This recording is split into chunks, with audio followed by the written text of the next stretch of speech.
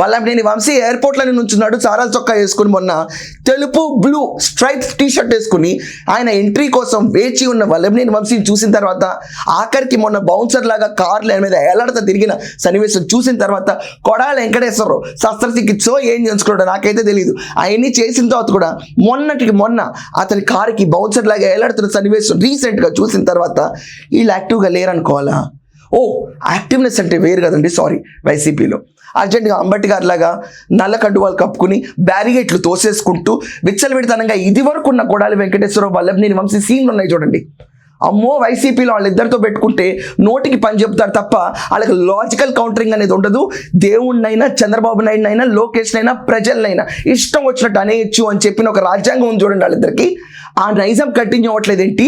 మీరు ఆ పునర్వైభవం తీసుకురాకపోతే మీకు ఇన్ఛార్జ్ పొజిషన్ కూడా తీసేసి మీ స్థానిక ప్లేస్లో వేరే ఇన్ఛార్జీలు పెట్టి కొత్త ఎమ్మెల్యేకి దండేస్తాను అని కూడా బెదిరింపు కాల్ ఇచ్చాడు. ఇది జరుగుతున్న పొలిటికల్ సినారియో ఈరోజు ఏపీలో. జగన్మోహన్ రెడ్డిని కదిలించి తీసుకురావాలంటే కోర్టులు ఇంత స్ట్రిక్ట్గా ఉండాలి. కానీ ఇంత స్ట్రిక్ట్గా ఉన్న కోర్ట్స్ కూడా టైమింగ్స్ ఆదేశిస్తాడు. నేను ఇంతవరకే ఉంటాను, నేను ఇంతకు మించి రాను.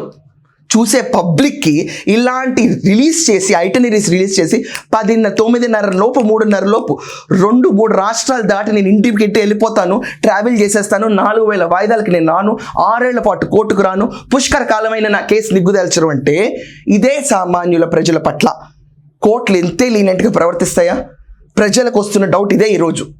ఎందుకు ఇతనికి ఇంత స్పెషాలిటీ?